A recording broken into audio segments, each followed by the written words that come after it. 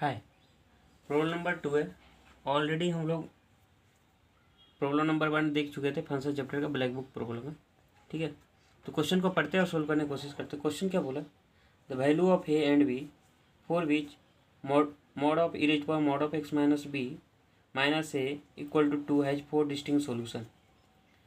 तो ए और बी का कौन सा वैल्यू हो सकता है? इसमें से ऑप्शन दिया है, ए बिलोंग्स टू -3 टू इन्फिनिटी और B equal to 0, A belongs to 2 infinity, B equal to 0, A belongs to 3 to infinity, B belongs to real number और A belongs to 2 to infinity और बी इक्वल टू ए। तो मैं क्या करूँगा कि इस question को डायरेक्ट सोचिएगा कि सोल्व करूँ।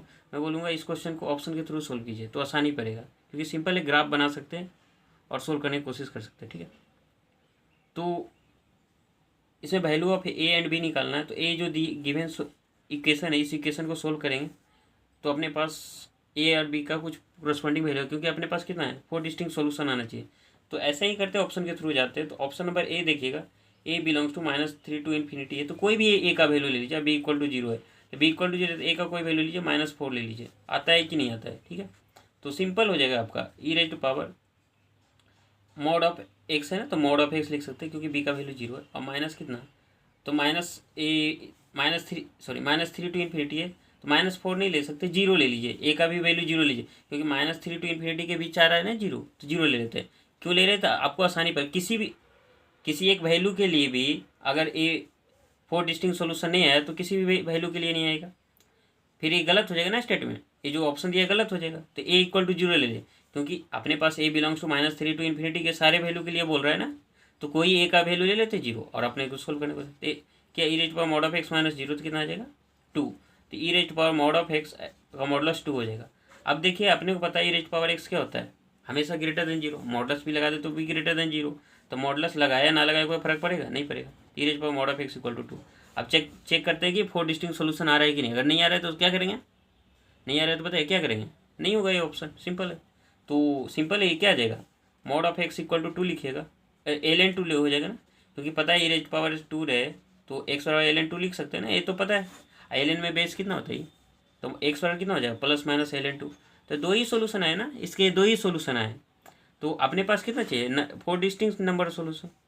तो क्या आ जाएगा, ऑप्शन नंबर ए तो गलत हो गया ना, ऑप्शन नंबर ए गलत हो गया। ऑप्शन नंबर बी देखिए, अब क्या दिया है, ए बिलोंग्स टू टू इन्फिनिटी है, ए belongs to 2 to infinity, B equal to 0 है। ए belongs to 2 to infinity, B equal to 0। तो क्या करते हैं, बी इक्वल टू 0 तो हो गई, और A belongs to 2 to infinity है, तो ए का वैल्यू कुछ ले लेते हैं समथिंग। ए का वैल्यू 2.5 ले लीजिए। क्या लीजिए, 2.5। ए का वैल्यू 2.5 ले लीजिए। ए आ रहा है कि नहीं आ रहा है चेक कर लेते हैं। तो क्या करते हैं, e raise power mod of x तो होगा ही, माइनस कितना 2.5 इक्वल टू 2 होगा, है नहीं? बोलिए होगा कि नहीं होगा? अब इसमें से चेक कीजिए कि 4 नंबर ऑफ सोल्यूशन आ रहे हैं कि नहीं आ रहे। अगर आ रहे तो ठीक है, नहीं आ रहे तो फिर गलत हो जाएगा। तो चेक करते हैं, e raise power mod of x होगा और -2.5 होगा ना। अभी इसे मॉडलस अपने पता है, मॉड ऑफ एक्स लिखिएगा, मॉड ऑफ एक्स लिखिएगा और इक्वल टू ए रहे या 9 ले लीजिए, तो एक्स का वैल्यू क्या था, +-9। अगर मॉडलस यहाँ से हटा भी देते तो कितना आता है, +-2 होता। तो e raise power mod of x का वैल्यू कितना आ जाता है, -2.5 थे, 2.5 आ जाएगा जी, और +- कितना आ जाएगा, 2 आ जाएगा, है नहीं? तो इसके 2 वैल्यू आएंगे, एक वैल्यू आएंगे 2.5 - 2 और 2.5 +2। 2.5 - 2 कितना हो जाएगा बताइए, 2.5 - 2 कितना होगा बताइए, 2.5 - 2 कितना हो जाएगा,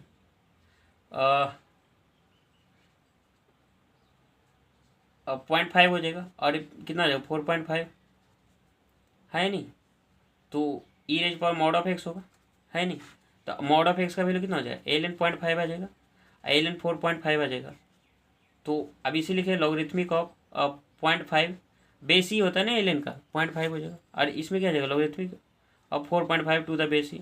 अब देखिएगा कि आपको अगर पता होगा, देखिएगा ग्राफ जब खींचते हैं ln का तो ऐसा देखते हैं, ऐसा a1 होता है ना, अरे a1 कब आता है, किसी भी y equal to logarithmic of A X रहता है, तो ये वैल्यू कब आता है, जब x का वैल्यू a रहे, क्योंकि पता है कि बेस और आर्गूमेंट दोनों सेम रहता है तभी वैल्यू 1 आता है। तो अगर a का वैल्यू लेस देन 1 आता है, a का वैल्यू लेस देन 1 आता है, तो क्या आता है,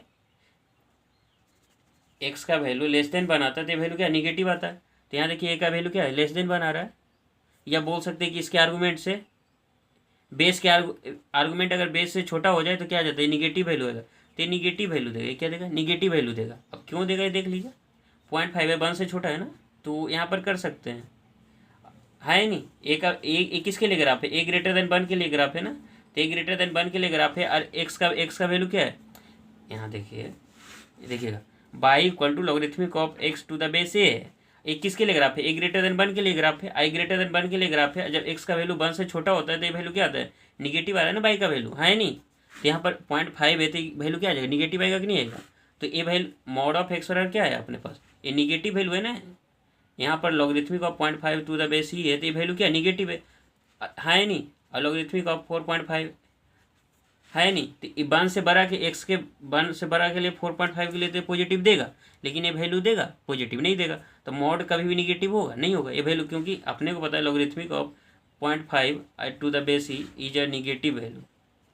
लिख सकते हैं ना, निगेटिव वैल्यू। बोलिए, जब ये निगेटिव वैल्यू होगा तो ये तो कंसीडर नहीं करना है, जब ये कंसीडर नहीं करना है तो सिर्फ एक ही वैल्यू होगा। तो मॉड ऑफ एक्स बराबर कितना हो जाएगा, logarithmic of 4.5 to the base. तो दैट मीन्स एक्स का कितना वैल्यू है, 2 ही वैल्यू है। कितने वैल्यू आ गए, 2 ही वैल्यू आ गए। तो हम बोलेंगे कि ये भी संभव नहीं है ना, फॉर पार्टिकुलर दिस केस नहीं है, क्योंकि अपने पास बोला है कि ए के ए सारे वैल्यू होंगे। तो जब आप देख रहे हैं ए इक्वल टू 2.5 आ रहा है तो इसके लिए तो संभव ही नहीं है ना, इसके लिए संभव ही नहीं आ रहा है। तो हम बोलेंगे ए भी ऑप्शन गलत है ना, ए भी ऑप्शन गलत हो जाएगा। ऑप्शन नंबर 4 डी देख लीजिए, ऑप्शन नंबर डी देख लीजिए। अब बी इक्वल टू 0 ले लिए थे ना, बी इक्वल टू 0 ले लिए थे, तो यहाँ बी इक्वल टू ए दिया, तो क्या दिक्कत है, नेक्स्ट पेज को ले लेते हैं तो आसानी रहेगा। इसको डी नंबर ऑप्शन भी देखिए, तो कहेगा सी नहीं देखे, देख आते हैं उस पर। तो ए बिलोंग्स टू 2 टू इन्फिनिटी है, तो ए तो ठीक है, ए बराबर फिर वही लीजिए 2.5 ले लेते हैं। ए इक्वल टू 3 भी ले सकते हैं, आपकी मर्जी। फिर बी इक्वल टू कितना है, बी इक्वल टू ए है, तो यही लिखते हैं। ई रेज़ टू पावर कितना लिखेगा, एक्स माइनस ए, अब माइनस ए, अरे ए का वैल्यू 2 से बड़ा है ना, 2 से बड़ा कोई वैल्यू ले लीजिए, और इक्वल टू क्या हो जाएगा 2, है नहीं। ए का वैल्यू 2.5 ले लीजिए, फिर सिमिलरली 2.5 लिए तो बी का वैल्यू यही हो जाएगा, ठीक है। तो कितना आ जाएगा, e raise to power x minus 2.5 minus 2.5 equal to 2। Similar कीजिए, e raise to power minus 2.5 का मॉडलस है ना, तो मॉडलस छोड़ने नहीं है। अब माइनस कितना हो जाएगा 2.5, अब क्या हो जाएगा प्लस माइनस 2। सिमिलर केस आ गया ना जी, प्लस माइनस 2 अब प्लस 2.5, तो 2 केस बनेंगे इसमें, एक आ जाएगा 0.5 आ जाएगा, एक आ जाएगा 4.5 आ जाएगा। तो फिर सिमिलर केस एक्स माइनस 2.5 आ गया, तो मॉड ऑफ एक्स माइनस 2.5 आ गया, तो क्या फ़र्क पड़ता है, फिर आ जाएगा लॉगरिथमिक ऑफ 0.5, ये आ गया। ये भी निगेटिव वैल्यू देगा तो संभव नहीं है, तो अपने पास सिर्फ एक ही वैल्यू बनेगा ना 4.5। अभी जस्ट देखे थे, अगर क्लियर हो तो अभी जस्ट देखे थे, तो ये तो नहीं आएगा। अपने पास एक्स माइनस 2.5 इक्वल टू एक ही वैल्यू आएगा, लॉगरिथमिक ऑफ 4.5 और टू द बेस ही हो जाएगा। तो एक्स बराबर कितना हो जाएगा 2.5 अब प्लस माइनस और लॉगरिथमिक ऑफ 2 ही वैल्यू आया ना एक्स का, तो दैट मीन्स ये भी ऑप्शन नहीं होगा संभव, है नहीं। सिर्फ एक ही ऑप्शन बचा है, तो एलिमिनेट करके आराम से बना सकते।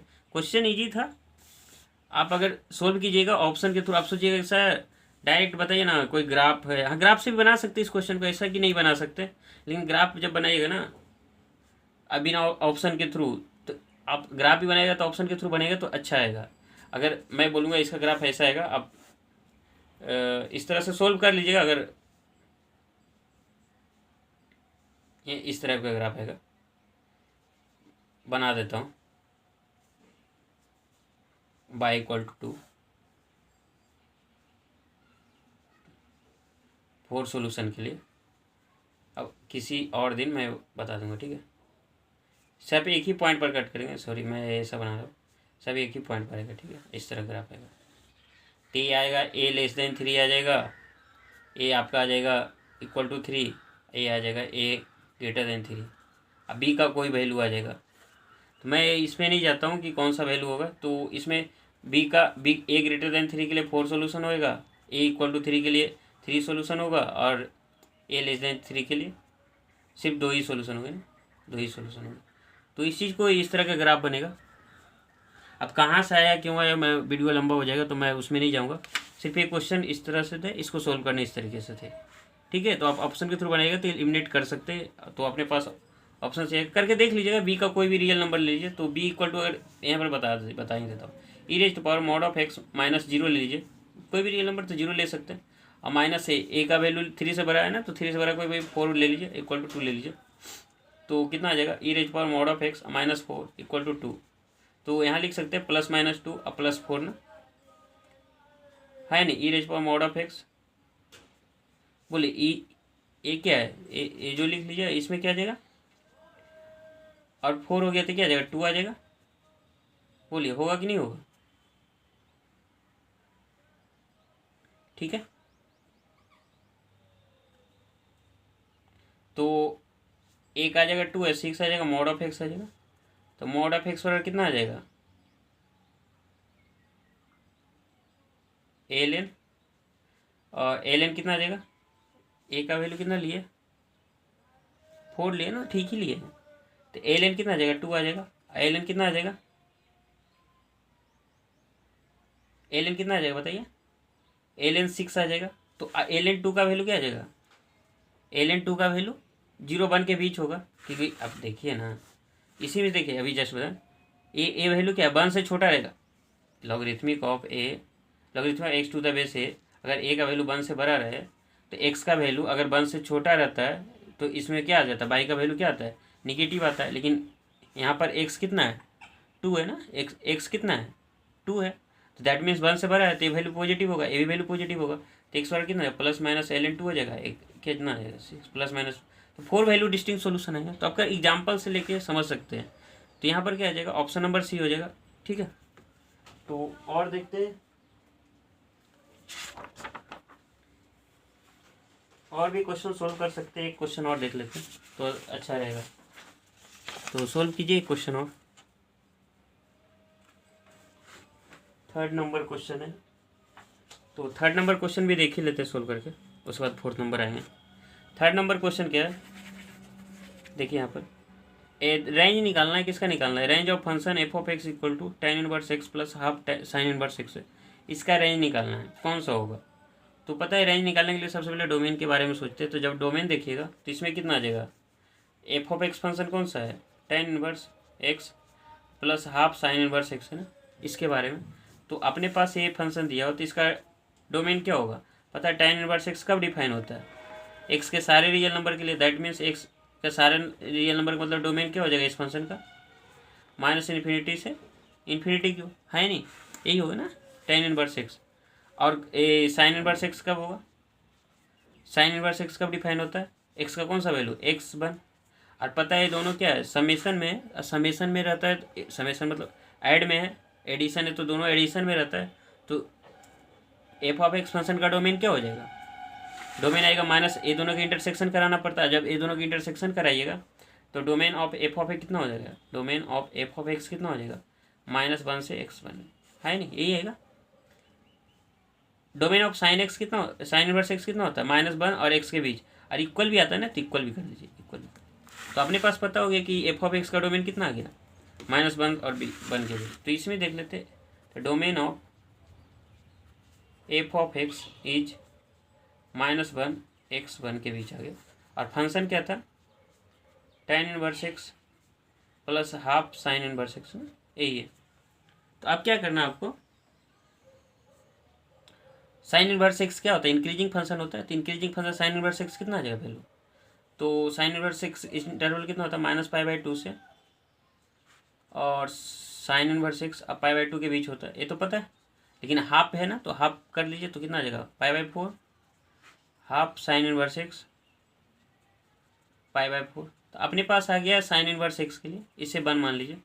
अब इसके लिए निकालेगा तो tan इनवर्स एक्स भी इंक्रीजिंग फंक्शन होता है, -1 और 1 के बीच देखिए, तो इसका कितना आ जाएगा, तो इंक्रीजिंग फंक्शन है, इसमें अपने पता है डोमेन क्या है, -1 x1 के बीच है, तो इसमें निकालेगा tan इनवर्स एक्स, तो tan इनवर्स एक्स ना π/4 हो जाएगा, और इसमें कितना आ जाएगा -π/4 है नहीं, इसको 2 मान लीजिए। अपने को क्या करना है, ऐड करना है ना, F of x plus half sine inverse x दोनों को ऐड कर दीजिए।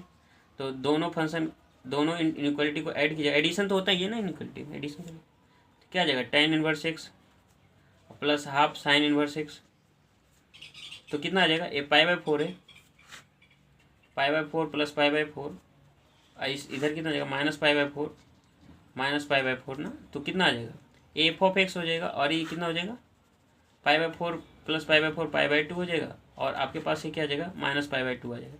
दैट मीन्स f(x) का जो रेंज आएगा क्या आ जाएगा, -π/2 से π/2 के बीच, और साथ में इक्वल का भी साइन आएगा, तो दैट मीन्स बोल सकते हैं f(x) किस में बिलोंग करेगा, -π/2 से π/2 के बीच। That means range of f(x) -π/2 से π/2।